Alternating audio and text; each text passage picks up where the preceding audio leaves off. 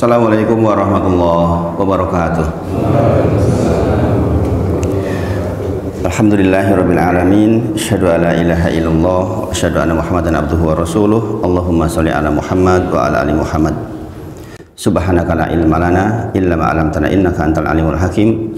Rabbi shrah li sadri wa yassir li amri wahlul 'uqdatam min lisani yafqahu qawli. Amma ba'd. Kita bersyukur kepada Allah, Bapak Ibu sedaya, saged diperjumpakan lagi di pagi ini. Mudah-mudahan Allah jadikan ini sebagai penambah timbangan amal kebaikan di sisi Allah Subhanahu wa taala dan menjadi wasilah agar kita semakin dekat kepada risalah Muhammad sallallahu alaihi wasallam. Insya Allah melanjutkan kajian yang hari Rabu terakhir kemarin sampai rukun yang pertama, yaitu tentang berdiri bagi yang mampu. Kemarin sudah cukup lengkap, tinggal satu hal yang ingin saya sampaikan di akhir yang saya pending, menika tentang tiga kondisi kapan kita boleh duduk di kursi atau duduk di lantai. Itu soalnya, okay? Jadi kalau misalnya qadarullah, na'udzubillah, kita ditakdir harus dengan sakit yang membuat kita harus duduk di dalam sholat, maka ada tiga kondisi ini yang perlu diperhatikan. Okay? Yang pertama, jika panjenengan duduk di kursi, kemudian dengan duduk di kursinya panjenengan tidak bisa berdiri dan tidak bisa sujud, jenengan perhatikan, saya kemarin belum saja sampaikan karena agak belibet, jenengan perhatikan sungguh-sungguh. Jika jenengan duduk di atas kursi karena suatu keadaan, jenengan dibolehkan duduk di dalam sholat, sebagaimana kita pelajari kemarin, kemudian pilihannya duduk di kursi atau di lantai. Duduk di kursi jenengan tidak bisa berdiri dan tidak bisa sujud, keadaannya begitu. Kemudian ketika duduk di lantai juga tidak bisa berdiri dan tidak bisa sujud pula. Keadaannya bisa dipahami, baik jenengan duduk di kursi atau duduk di bawah, sama-sama tidak bisa berdiri dan tidak bisa sujud secara sempurna. Maka pilihan kita duduk di kursi atau duduk di lantai, itu soalnya. Bagaimana menurut jenengan? Duduk di lantai atau di kursi? Sama-sama keadaannya. Maka para ulama menyebut bahwa dua-duanya dibolehkan. Dua-duanya dibolehkan. Jenengan lebih enak yang mana pada posisi seperti itu. Saya dipahami sampai di sini, Kemudian yang kedua, jika duduk di lantai panjenengan saged sujud sempurna. Ini keadaannya, panjenengan kalau duduk di lantai panjenengan saged sujud secara sempurna. Kemudian jika panjenengan duduk di kursi, maka jenengan boten saged sujud secara sempurna. Kondisinya sama-sama tidak bisa berdiri. Baik jenengan duduk di kursi maupun di lantai, jenengan nggak bisa berdiri. Tapi kalau jenengan duduk di kursi, nggak bisa sujud sempurna. Kalau panjenengan duduk di lantai, jenengan saged sujud sempurna. Bagaimana? Duduknya di mana jenengan? Maka hukumnya wajib duduk di lantai, haram duduk di kursi. Saya dipahami sampai di sini? Pilihannya panjenengan hanya satu kalau kondisi seperti itu, yaitu panjenengan duduknya di lantai. Alasannya adalah karena panjenengan saged sujud secara sempurna. Sama-sama tidak bisa berdiri. Sama-sama tidak bisa berdiri. Kemudian yang ketiga, jika di kursi panjenengan bisa berdiri, rukuk sujud tidak di bawah berarti kondisinya. Kemudian jika di tanah di lantai sujud bisa, tapi panjenengan menjadi tidak bisa berdiri. Saya dipahami. Jenengan duduk di kursi, saged berdiri, tapi panjenengan nggak saged sujud sempurna. Nggih. Tapi kalau panjenengan duduk di lantai, saged sujud sempurna tapi nggak bisa berdiri. Salah dipahami posisinya? Maka pilihannya di mana? Ijma para ulama posisi di kursi. Karena berdiri lebih utama di dalam sholat dibandingkan sujud. Itu. Jadi 3 keadaan ini jangan perhatikan kalau jangan punya sesepuhan, kok situasinya memaksa qadarullah harus duduk, 3 kondisi ini pasti akan ketemu.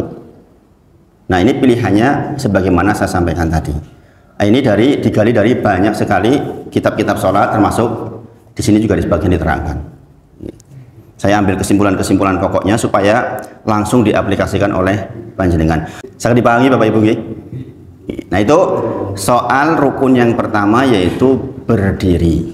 Jadi kemarin kita sudah bicarakan bahwa Syekh Utsaimin rahimahullah taala menyebutkan bahwa di antara batas bolehnya seseorang duduk yaitu ketika berdirinya menjadikan dia tidak mendapatkan kekhusyuan di dalam sholat. Ingat, khusyuk dalam sholat itu hal yang sangat penting.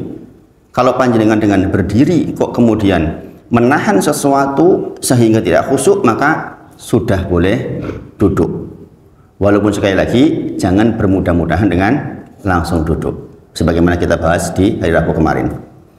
Mudah-mudahan kita termasuk yang bisa berdiri sampai akhir hayat. Walaupun sekali lagi bukanlah sebuah kehinaan ketika memang harus duduk, itu juga pasti ada hikmah dari Allah Subhanahu wa taala yang ingin Allah tunjukkan kepada kita pribadi. Karena sebagian kita memang harus dipaksa oleh Allah untuk mendekat kepada Allah dengan musibah-musibah dunia. Wong pinter banget kadang-kadang diuji dengan tiba-tiba jatuh, kemudian amnesia bisa terjadi. Karena mungkin dengan kepintarannya dia jadi sombong, Allah nggak mau. Ya kan? Kita kuat banget, sehat, tukang fitness mah. Tiba-tiba harus duduk, ya kan? Kita akan merendah. Ya Allah, saya tukang fitness ini 60 tahun, tapi ternyata harus duduk juga, subhanallah. Kadang-kadang begitu.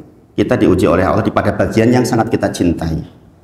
Jadi untuk menguji cinta kita kepada Allah lebih tinggi dengan kecintaan kepada dunia, kadang-kadang diambil bagian yang kita cinta itu.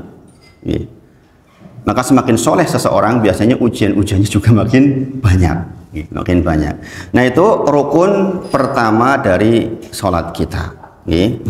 Sekarang kita masuk rukun yang kedua, yaitu apa kemarin? Sambil dihafalin. Rukun kedua apa? Takbiratul ihram. Takbiratul ihram. Saya mengambil kesimpulannya dulu. Nanti kita sambil jalan nanti otomatis akan banyak sekali dalil-dalil yang meliputinya insya Allah. Yang pertama,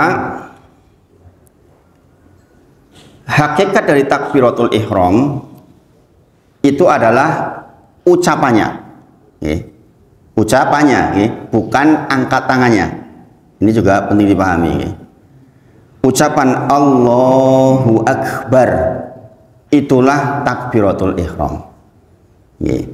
Hadis riwayat Ali bin Abi Thalib, sebagaimana pernah saya sampaikan dulu ketika menyinggung di sebelum Ramadan, yaitu miftahus sholati, kunci sholat at-tuhur. Kuncinya sholat itu adalah bersuci. Kita sudah pelajari. Rumah ada kuncinya, dibuka dengan kunci itu. Dan dikatakan kuncinya sholat adalah at-tuhur. Kuncinya sholat adalah bersuci. Kemudian wa tahrimuha takbir. Yang mengharamkannya, yang membuka sebagai pembukanya adalah, sebagai pemulanya adalah takbir. Kemudian wa tahliluha taslim. Yang menghalalkannya kembali adalah salam. Nah, maka dari definisi hadis ini kita tahu persis. Kalau ditanya sholat kio potoh, ibadah yang terdiri dari ucapan dan gerakan yang dimulai dengan takbiratul ihram, jazakallahu khair, diakhiri dengan salam. Hati-hati, definisi ini itu dipelintir oleh orang-orang liberal. Karena mereka menghilangkan bagian dengan syarat dan rukunya nggak disebutkan. Nek ngono berarti anggere takbir awal terus ngopo-ngopo joget-joget terus salam ku ya salat. Nah, ini itu orang-orang liberal tuh begitu, subhanallah. Sehingga mereka kadang-kadang melintirnya jauh banget gitu. Maka sekali lagi bagian ini kita pahami, miftahus sholati at-tuhur, berarti kunci sholat adalah bersuci, wa tahrimuha, yang mengharamkan berarti sudah mulai, berarti adalah takbir, wa tahliluha, kemudian yang menghalalkannya kembali adalah salam. Ini diingat-ingat Bapak Ibu sedaya, karena ini dasar diantara dalil mengapa kita bertakbir. Yang ini adalah rukun. Berarti dari hari ini kita tahu takbir dan salam pertama adalah dua-duanya rukun. Nanti yang terakhir adalah salam. Itu. Kemudian intinya takbiratul ihram adalah ucapan Allahu Akbar. Saya ajak jenengan untuk langsung tergelitik kebiasaan hari-hari kita, yaitu saya menyebutkan kesalahan ucapan takbiratul ihram. Karena inti atau hakikat takbiratul ihram tadi apa? Ucapannya, bukan Allah, bukan angkat tangannya, bukan angkat tangannya. Ini nanti kita bahas tentang angkat tangannya. Jadi jangan salah berpikir bahwa takbiratul itu adalah rangkaian ucapan dan angkat tangannya, bukan. Jadi intinya takbiratul ihram adalah ucapannya. Maka ucapan ini harus pasti benar. Allahu Akbar. Pak Pardi pasti paham banget nih tentang ini tahsin sebenarnya ini. Kita jangan mengucapkan Allahu Akbar. Apa artinya itu? Kalau Allahu Akbar, Allahnya yang panjang, artinya Allah Maha Besar. Tapi kalau Allahu Akbar, A-nya panjang, Allahu Akbar, apa artinya? Apakah Allah Maha Besar? Jauh nggak itu artinya? Jauh. Makanya Islam itu soal ucapan. Hati-hati. Orang misalkan holy itu hubungan suami istri saja dibolehkan dengan ucapan. Makanya hati-hati dengan ucapan. Maka diantara rukun sholat adalah ucapan. Dan dimulai dengan ini. Kemudian kalau kita baca Allahu Akbar, apa artinya? Sama, artinya apakah Allah Maha Besar? Jauh nggak? Jauh sekali. Kita mempertanyakan, apa Gusti Allah ini Maha Besar? Bayangin. Yang ketiga yang sering terjadi adalah Allahu Akbar, barnya panjang. Pernah nggak dengar orang adzan barnya panjang? Sering terdengar seperti itu. Apa artinya itu? Kalau Allahu Akbar itu artinya beduk. Apa artinya? Beduk itu loh. Yang beduk. Kalau di masjid-masjid saudara kita biasanya masih ada beduk. Saya tuh masih ngisi Jumatan sampai hari ini yang adanya 2 kali, yang pakai Bilal di tempat saya masih begitu. Dan saya dijatah ngisi di situ. Beduknya besar banget. Nah, kalau akbar artinya beduk. Maka yang betul ucapan takbiratul ihram adalah Allahu Akbar. Di situ ada ro, berarti roknya ro tebal. Tafkhim karena didahului harokat fathah. Bukan Allahu Akbar bar, tapi Allahu Akbar, roknya tebal. Ini Pak Parti paham banget yang begini-begini. Ini membetulkan kalimat ini menjadi sangat urgent karena ini kita itu memulai sholat ini batasannya itu. Bagaimana mungkin kita keliru di situ, Bapak Ibu sedaya? Maka tujuan kita belajar, meskipun saya yakin ini nguyai Banyu Segoro, saya yakin. Jenengan saya yakin seperti ini sudah paham. Jadi mungkin agak kurang menarik Ustadz Wahid menyampaikan bab fikih, mungkin jenengan sudah paham sebenarnya. Tapi saya pikir mengingatkan kembali menjadi penting. Ini bapak-bapak semuanya, ibu-ibu pasti sudah sangat paham dengan yang begini. Nah, biasanya pembahasan tentang ucapan ini, tentang kesalahan-kesalahan ini diletakkan terakhir sebagai PR di rumah. Tapi saya angkat pertama supaya menjadi pengingat bahwa takbiratul ihram itu adalah ucapannya. Dan ini rukun kedua sholat kita. Kemudian ini saya mencatat dalilnya sebenarnya banyak gitu nih. Tapi saya ambil yang cuplikan-cuplikannya. Tata cara sekarang. Tata cara kita melaksanakan takbiratul ihram setelah ucapan.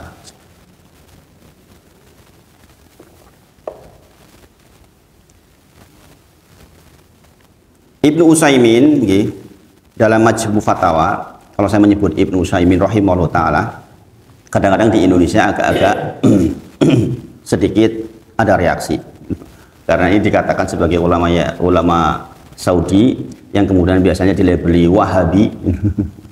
Kalau saya mengambil dari mana saja, sepanjang dalilnya marfu sampai ke Rasulullah, mengapa tidak? Beliau mengatakan mengangkat tangan ketika takbiratul ihram, ketika ruku, ketika i'tidal, dan ketika bangkit ke rakaat ketiga setelah tahiyatul awal dari tasyahud awal, hukumnya sunnah. Jadi mengangkat tangannya itu sendiri di 4 tempat itu adalah sunnah. Jadi jangan sampai kita menyoal bagian itu, maksudnya kalaupun panjenengan mau mengingatkan, karena itu bagian dari sunnah, disampaikan hukumnya, tapi orang goyo-oyoan maksudnya. Jadi sunnahnya mengangkat tangan di 4 tempat itu. Apa saja tadi? Takbiratul ihram, kita mengangkat tangan. Hendak ruku, mengangkat tangan. Bangkit dari ruku, mengangkat tangan. Kemudian setelah tahiyatul awal, ketika kita sholat 3 rakaat atau 4 rakaat, maka kita mengangkat tangan. Itu sunnah. Selain dari itu bukan bagian dari sunnah. Misalnya jenengan arep sujud, pernah nggak melihat orang mau sujud takbir? Pernah, sering. Orang Syiah begitu, Allahu Akbar, turun sujud. Maka Rasulullah tidak melakukan itu. Tata caranya sekarang. Yang pertama, bagaimana keadaan telapak tangan kita ketika kita takbiratul ihram? Yaitu telapak tangan dibentangkan sempurna dan tidak menggenggam. Dibentangkan sempurna, tidak begini atau bahkan begini, baca gelut ini. Oh, jadi dibentangkan sempurna. Posisinya seperti ini, dibentangkan sempurna. Jangan malas-malasan, jangan kayak orang munafik. Allah, Allah, ini keliru ini. Ini menunjukkan repotnya kita di dalam bertakwa kepada Allah Subhanahu wa taala. Dibentangkan sempurna. Mas, nih ayat tanganku kok ini ki, puter ini ki rasa ini, klek-klek gitu. Kadang-kadang gitu kan. Ya, ini keadaan tertentu. Kalau ada darurat, Islam itu dimudahkan. Sepanjang kita mampu membentangkan sempurna, maka begini caranya. Bapak Ibu Sedoyo, jangan masih ingat ketika kita bahas awal dulu. Kita itu akan bertemu Allah 2 kali. Di dunia dan di akhirat. Sama-sama dalam kondisi berdiri. Itu di padang mahsyar ketika kita nanti dihisab, berdiri kondisinya, nunggunya berdiri kondisinya. Kata Rasulullah, barang siapa yang memberikan hak secara sempurna di pertemuan pertama, yaitu di dunia ini ketika sholat, maka di pertemuan kedua dipermudah oleh Allah Subhanahu wa taala. Dengan itu dimensinya tuh nggak main-main. Kita mengatakan seperti ini ta'abudi, Bapak Ibu Sedoyo. Jangan bertanya kenapa harus begitu. Urusan sholat, urusan ta'abudi, urusan kita patuh saja. Informasinya jelas, panjenengan jikalau patuh memberikan hak secara benar, nanti di sana dimudahkan. Ini logika yang kalau kita pakai itu kita benar-benar sholat bisa sempurna, masya Allah Bapak Ibu Sedoyo. Karena kita mengucapkan Allahu Akbar begini, kita tuh udah kebayang tuh di akhirat kita berdiri, ditanyain sama Allah, sebagaimana kita sekarang menghadap Allah. Merinding nggak tuh kayak gitu tuh? Merinding nggak jenengan? Saya kadang-kadang kalau ingat hadis ini itu merinding. Ya Allah, 2 kali saja. Saya ketemu sama Allah dalam kondisi berhadapan-hadapan. Yaitu ketika saya mulai Allahu Akbar, saya sedang berhadapan-hadapan dengan Allah Subhanahu wa taala. Bahkan dijawab di dalam Al-Fatihah kita. Bagaimana mungkin kita Allah. Nah ini masalah. Jadi keadaan pertama, dibentangkan tangan kita secara sempurna. Kemudian jari-jari dan telapak tangan tidak terlalu lebar dan tidak terlalu mepet. Jadi jangan begini. Jangan begini. Ini saya sebutkan dalilnya. Tidak begini atau begini. Sangat dipahami Bapak Ibu. Tapi begini. Allahu Akbar. Bukan begini rapat, bukan begini. Ada yang mungkin rumongso, wah nek rapat ki berarti sahih ini. Berarti aku tenanan. Oh kalian. Kenapa? Dalilnya dari Abu Hurairah radhiyallahu anhu. Karena Rasulullah sallallahu alaihi wasallam idza dakhala fi sholati rafa'a yahdihi madda. Posisinya madda. Madda itu ya begitu tadi itu. Yaitu tidak rapat begini, tidak lenggang begini. Itu maksudnya. Yaitu ringan aja, biasa aja. Jadi posisinya menghadap ke depan Pak ya? Iya. Ya, nanti sampai itu nanti. Begini. Ya nanti sampai itu. Ini tadi kan baru B ini. Baru yang kedua. Nanti sampai insya Allah. Apakah begini? Apa begini? Gitu kan? Nanti sampai insya Allah. Jadi ini baru menjelaskan tentang renggang dan tidak renggang, yaitu madda. Karena Rasulullah SAW ketika dia masuk ke dalam sholat, kemudian mengangkat tangannya, rafa'a yadayhi, kemudian tangannya dalam kondisi madda. Madda ini menunjuk, ini artinya menunjuk bahwa posisinya ini. Apa begini? Nanti kita terangkan. Jadi sekali lagi, Rasulullah SAW ketika memulai sholat, beliau mengangkat kedua tangannya dengan dibentangkan. Madda di sini para ulama menyebut yaitu tadi. Hadis riwayat Abu Dawud nomor 753. Kemudian telapak tangan ini Pak Ardi. Telapak tangan dihadapkan ke kiblat dan diangkat setinggi pundak atau telinga. Ada 3 referensinya. Pundak, telinga, atau di atas telinga sedikit. 3-tiganya ada dalil kuat yang mendukung. Saya tidak tahu kalau ada yang begini. Enggak tahu saya. Sejauh yang saya pahami dari dalil yang saya baca, pilihannya sejajar pundak, sejajar kuping, atau di atas kuping sedikit. Sekali lagi, telapak tangan dihadapkan ke kiblat, bukan begini. Ini Arabnya ngapa gitu? Bukan begini, tapi menghadap kiblat. Ini sebagai isyarat bahwa tangan kita ikut dihadapkan kepada kiblat. Ini penting Bapak Ibu sekalian. Hadisnya adalah, jadi nanti banyak tentang takbiratul ihram itu dari riwayat Abdullah bin Umar radhiyallahu anhu. Anaknya Umar bin Khattab. Abdullah bin Umar radhiyallahu anhuma. Anaknya Umar bin Khattab radhiyallahu anhu, sebagaimana saya sampaikan, beliau adalah orang yang sangat-sangat strike di dalam ikut ke Rasulullah. Yaitu contohnya dulu kemarin apa? Dia jalan di sebuah tempat, dia begini, padahal nggak ada apa-apa. Menunjukkan bahwa dia tuh ingin betul sama dengan Rasulullah. Ditanya, kenapa kamu begini wahai Umar? Landek benki Rasulullah sallallahu alaihi wasallam lewat ngene iki ngono kuwi. Karena ada dahannya, ada pohon ada dahannya. Lah saya kan wis ora ono wit-witane lah kok koyo ngene. Saya ingin mengikuti Rasulullah apa adanya. Ayo, bayangin. Dan beliaulah yang mengangkat hadis ini, menunjukkan bahwa ini ketepatan di dalam takbiratul ihram itu dibawa oleh orang yang sungguh-sungguh memperhatikan dengan sempurna. Kita sebutkan Abdullah bin Umar radhiyallahu anhu, karena dianya sahabat, bapaknya sahabat, yaitu Umar bin Khattab. Maka radhiyallahu anhu, kedua-duanya semoga mendapatkan ridho Allah. Senang banget ini kados Umar nih, dibahas kados niki pahalanya sampai ke dia loh. Enak banget ya tadi wong penyampai itu, masya Allah. Dari Ibnu Umar radhiyallahu anhu, beliau menceritakan, ana Rasulullah sallallahu alaihi wasallam kana yarfa'u yadayhi hadwa mankibaihi, sejajar mankibaihi, pundaknya, idaf tataha salat, ketika beliau memulai sholat. Jadi riwayat Ibnu Umar, Abdullah bin Umar radhiyallahu anhu ini menunjuk kepada mengangkat untuk sampai ke haddu wa mangkibaihi. Maksudnya adalah sejajar dengan pundak. Ini referensi pertama.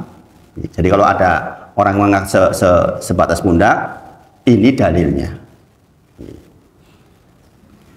Hadis riwayat Bukhari nomor 735 dan Muslim 390, berarti muttafaqun alaih. Kalau dengan mendengar hadis kok muttafaqun alaih, berarti diriwayatkan oleh kedua-dua perawi atau Bukhari dan Muslim, yang berarti ini sahihnya paling sahih. Jadi ini derajatnya, menyatakan derajatnya bagaimana? Sudah paling sahih, sudah muttafaqun alaih. Dan hadis ini adalah muttafaqun alaih. Ya, sekali lagi,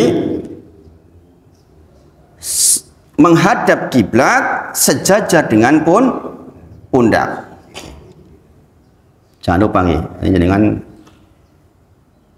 gitu, jangan. Kemudian berikutnya dari Malik bin Al-Huwairits radhiyallahu anhu, ra'aitu Rasulullah sallallahu alaihi wasallam. Saya melihat Nabi Muhammad sallallahu alaihi wasallam yarfa'a yadayhi idza kabbara. Mengangkat tangannya ketika takbiratul ihram. Wa idza raka'a wa idza rafa'a ra'sahu min ruku. Kemudian hatta balagha furu'a udunaihi, sampai ke udunaihi, sampai ke kupingnya. Ini riwayat dari Malik bin Al-Huwairits. Dari pertama dari riwayat Abdullah bin Umar. Ini riwayat dari Malik bin Al-Huwairits di dalam riwayat hadis riwayat Nasa'i. Dengan derajat juga sahih 1024. Berarti dua-duanya, baik yang ini maupun yang ini, ada dalilnya. Jadi jangan menyoal kalau ada orang yang nggak ada tuh Allahu Akbar, tuh nggak ada. Pernah lihat orang salat begini, Allah, dikiranya seperti itu tuh apa namanya tuh khusyuk banget. Sebagian riwayat yang di atas ini sedikit ininya, periwayatnya. Maka jenengan kalau mau pilih ya di antara dua itu. Jenengan biasanya pakai yang mana? Nah, biasanya sampai ke kuping, sampai ke kuping biasanya. Yang paling banyak di Indonesia. Yang begini masih agak jarang ya. Nah itu. Kemudian yang ketiga, catatan yang ketiga tentang takbiratul ihram ini adalah cara mengangkat tangan itu bagaimana, kapan? Ini yang jangan sampaikan oleh Pak Parji ya. Ini bukan sih, bukan ya. Kapan makmum ya Pak? Ini pertanyaannya. Saya masih belum, agak bingung dengan pertanyaan panjenengan waktu itu. Sekarang cara mengangkat tangan itu ada 3 pilihan, Bapak Ibu Sedaya. Cara mengangkat tangan ada 3 pilihan. Yang umum dan lazim di Indonesia yang pilihan pertama, yaitu mengangkat tangan bersamaan dengan ucapan Allahu Akbar. Ya, dengan begitu tidak? Kalau begitu ini yang lazim di Indonesia. Ini dalilnya kuat. Allahu Akbar dari awal jenengan angkat tangan sampai terakhir jenengan mengucapkan Allahu Akbar. Itu bersama, dalilnya juga kuat. Dari Ibnu Umar juga radhiyallahu anhu. Jadi ini pilihan. Ini kalau ada tata cara kok semuanya sahih dalilnya, itu pilihan buat kita. Pasti ada orang yang lebih enak dengan itu. Yaitu ra'aitu Nabi sallallahu alaihi wasallam, adapun saya melihat Nabi Muhammad sallallahu alaihi wasallam iftataha takbiro fi sholati, ketika takbir di dalam memulai sholat, farofa ayadaihi maka Rasulullah mengangkat kedua tangannya hina yukabbiru, sepanjang takbir itu. Allahu Akbar, yang intinya hina yukabbiru itu bersamaan dengan ucapan takbir. Ini hadis riwayat Bukhari nomor 738. Ini yang pertama. Saya lambat-lambat biar dengan langsung bisa diserap. Kemudian yang kedua, mengangkat tangan sebelum mengucapkan takbir. Ini hadis riwayat nomor Bukhari nomor 390, yaitu dari Ibnu Umar juga radhiyallahu anhuma, kana Rasulullah sallallahu alaihi wasallam idza qama li sholati rafa'a yadayhi hatta takuna hadwa mankibaihi thumma kabaro. Ini kata kuncinya di kalimat apa? Thumma, kemudian. Ketika Rasulullah hendak memulai sholat, maka kemudian Rasulullah mengangkat tangan, Allahu Akbar, begitu.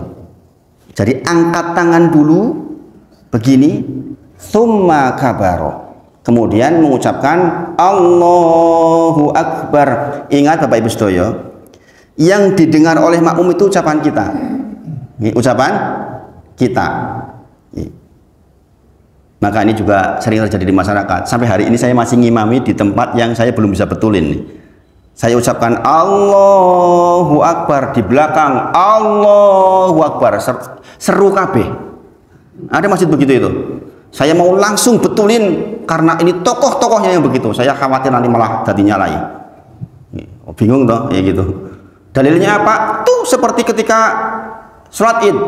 Apalagi kalau saya ngimami Id di situ. Allahu Akbar saya tuh kalah jauh sama mereka. Allahu Akbar, Allahu Akbar, bareng-bareng. Itu padahal riwayatnya karena Rasulullah sedang sakit atau suara imam tak terdengar ke belakang, maka boleh sebagian makmum menyambung bacaan takbir imam.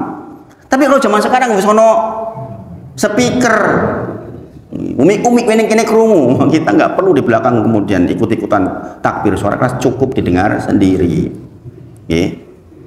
Jadi begitu Rasulullah di riwayat ini disampaikan angkat tangan, tsumma kabbaro, kemudian bertakbir. Ini juga benar. Jangan sampai nyalain. Oh, kok takbirnya ngono kae. Juga ada dalilnya. Ini juga kuat. Yang ketiga, mengangkat tangan setelah takbir. Jadi tiga-tiganya boleh. Allahu Akbar baru angkat tangan. Ini juga boleh. Ini hadis riwayat dari Malik bin Al-Huwairits. Hadis riwayat Malik bin Al-Huwairits. Anna Rasulullah sallallahu alaihi wasallam kana idza kabbara rafa'a yadayhi. Rasulullah sallallahu alaihi wasallam ketika usai takbir beliau mengangkat tangan. Berarti ini takbir dulu. Jadi pilihan ucapan dan angkat tangan itu tiga-tiganya dibolehkan. Kemudian ini penting sekali lagi terkait dengan dimensi akhirat kita. Takbiratul ihram harus dilaksanakan dalam keadaan posisi tubuh tegak sempurna dan tidak boleh sambil condong mau ruku. Ini penting. Ini dibahas oleh para ulama dalam bab khusus ini. Jadi ketika kita takbiratul ihram, Bapak Ibu sedaya, di kitab ini keras banget ini. Sampai dikatakan batal kalau nggak melakukan ini. Takbiratul ihram harus dilakukan dalam kondisi posisi tubuh tegak sempurna dan tidak boleh sambil condong mau ruku. Orang takbir harus betul-betul tegak. Tegak itu ya kepala tegak, bukan isyarat kita ndungkluk. Ini sebagian ulama sampai pada level membatalkan jikalau melakukan itu. Jadi kita lakukan Allahu Akbar, tegak menghadap kiblat. Jangan sampai Allahu Akbar begini nih, sebagian ulama bahkan nggak sedikit mengatakan batal takbiratul ihramnya. Kalau batal takbiratul ihramnya berarti batal sholatnya. Jadi jangan sekali-kali ini dilakukan orang-orang munafik. Orang munafik orang yang ketika sholat Allahu Akbar. Dan ini juga dilakukan oleh orang-orang yang terlambat sholat karena mendapati imam sedang ruku, pengen entuk ruku langsung melayu Allahu Akbar gitu. Nah ini batal. Maka ketika jenengan mendapati imam dalam kondisi apapun, lakukan takbiratul ihram dalam kondisi tegak sempurna. Tidak dikatakan tegak kecuali kepala juga dalam posisi seperti ini. Bukan seperti ini, bukan seperti ini. Ini pembahasannya rigid banget di bagian ini, bahwa sampai kepada derajat membatalkan sholat jikalau dilakukan. Jadi sekali lagi, kalau jenengan terlambat masbuk kemudian imam ruku, ya sudah, jenengan sedapatnya saja. Jangan waduh ini wis ruku saya bisa ikut ruku enggak ya? Kemudian jenengan ngoyak-ngoyak. Nah ini jadi masalah. Kemudian ini penting, ini sebenarnya babu niat yang ini tidak disyaratkan dibarengkan dengan niat, walaupun di mazhab Syafi'i sebagian berpendapat muqaranah dengan angkat tangannya itu di dalam takbiratul ihram maka dia niat. Makanya di mazhab Syafi'i biasanya dilafatkan usolli sebelumnya, kemudian niat yang mereka pahami semuanya dan sama dengan kita adalah di dalam hati. Nah itu menurut mereka muqaranah dengan takbiratul ihram berbarengan Allahu Akbar, saat itulah niat di dalam hati. Sementara yang kita pelajari, sebagaimana kita pelajari bersama, niat kita masukkan kemana kemarin? Syarat. Maka kadang-kadang ada perbedaan satu tempat ini, yaitu babu niat. Saya lebih cenderung memasukkan niat ke syarat, walaupun kalau ada yang memasukkan ke rukun juga silahkan saja. Toh kalau dua-duanya nggak hadir tetap sama-sama nggak sah. Sangat dipahami. Jadi kalau panjenengan sudah niat kemudian tidak ada jeda dengan takbiratul ihram, ya sudah, itu sah maksudnya. Sangat dipahami? Nah maka tidak disyaratkan bareng dengan niat ketika takbiratul ihram. Kalau mendengar pendapat harus berbarengan, ya silahkan. Karena ada pendapat yang seperti itu. Pendapat saya pribadi itu saya menggunakan yang saya niat sebelum sholat. Jadi sudah niat. Makanya di bab niat dikatakan yang berlaku itu ininya, bukan ininya, ya enggak? Ini belum dibahas ya niatnya, nanti dibalik berarti ini bab syarat. Kalau jenengan melafatkan niat usolli fardhu asri jenengan sholat duhur, itu bagaimana? Sah nggak sholat duhurnya? Sholat duhurnya sah nggak? Jenengan mengucapkan melafatkan usolli fardhu asri, jenengan sholat duhur, sah nggak sholatnya? Sah sholatnya, karena seluruh ulama tidak ada perbedaan pendapat, ijma bahwa yang namanya niat itu di sini bukan di sini. Maka ketika ini keliru, ini tidak mewakili ini. Sangat dipahami? Nanti di bab niat itu. Dan itu dilakukan oleh kita sebelum takbiratul ihram. Walaupun sekali lagi ada pendapat yang muqaranah bersamaan dengan takbir. Jadi jangan kemudian jenengan kalau ketemu pendapat seperti itu, wah salah, jangan begitu. Saya pribadi lebih enak menata niat sebelum takbiratul ihram. Bahkan Ibnu Qudamah menyampaikan bahwa adalah kemustahilan sebenarnya menghadirkan niat sambil takbiratul ihram. Kita konsentrasi takbiratul ihram kemudian kita harus menghadirkan seperti itu kemustahilan. Sebagian ulama berpendapat seperti itu. Kemudian takbiratul ihram dilaksanakan berapa kali? 1 kali. Jangan Allah. Pernah lihat begitu? Sekali saja Allahu Akbar. Ini yang dikatakan was-was, mencampurkan niat harus muqaranah dengan takbiratul ihram. Allahu Akbar. Aku sholat iki duhur pasar. Nah ini makanya kadang-kadang ada orang yang mengulang-ulang. Kenapa saya memilih pendapat yang sebelum sholat kita sudah hadir niatnya, agar tidak terjadi was-was itu maksudnya. Cukup sekali Allahu Akbar, selesai. Sangat dipahami sampai di sini? Sangat dipahami nggih? Kemudian ketika sholat sendiri takbiratul ihramnya nggak perlu kenceng-kenceng, cukup didengar sendiri. Kemudian boleh sebagian makmum mengulang bacaan takbiratul imam ketika dikhawatirkan bagian belakang nggak dengar. Pernah terjadi seperti itu? Pernah, saya pernah bangkit dari sujud, imam rungunggah. Itu bisa terjadi seperti itu karena tidak dengar. Sekali lagi, kemudian dari apa yang sudah kita bahas, berarti kita tahu di antara kesalahan takbiratul ihram adalah telapak tangan tidak direnggangkan secara sempurna. Kemudian telapak tangan tidak menghadap kiblat, kesalahan. Kemudian telapak tangan tidak setinggi bahu atau telinga, berarti begini tuh ya salah itu. Begini ya menurut apa yang saya baca, saya nggak menemukan dalilnya. Ini. Kemudian tergesa-gesa agar dapat ruku juga keliru. Karena syarat sah takbir adalah dilakukan dalam kondisi tegak. Definisi tegak adalah tidak membungkuk sedikit pun. Kemudian ini yang menjadi catatan kita untuk kita perhatikan secara seksama. Ada yang kelewat nggak kira-kira ini untuk masalah takbiratul ihram, Pak Parti?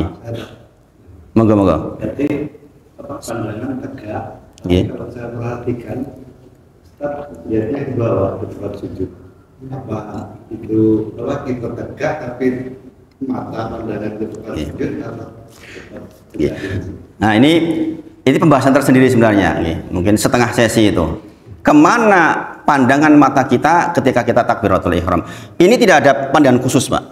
Maksudnya tidak ada dalil syarih yang menunjuk harus kemana, itu nggak ada.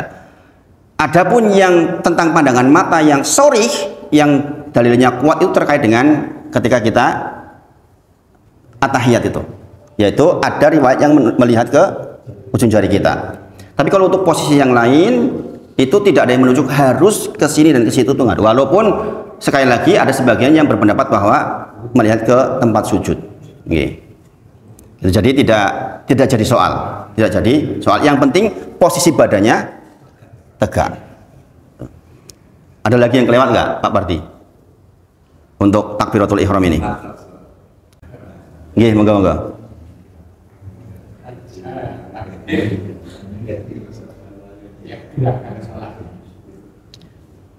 Nggih.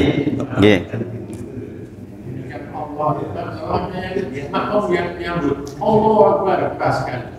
Tapi kok hanya satu orang?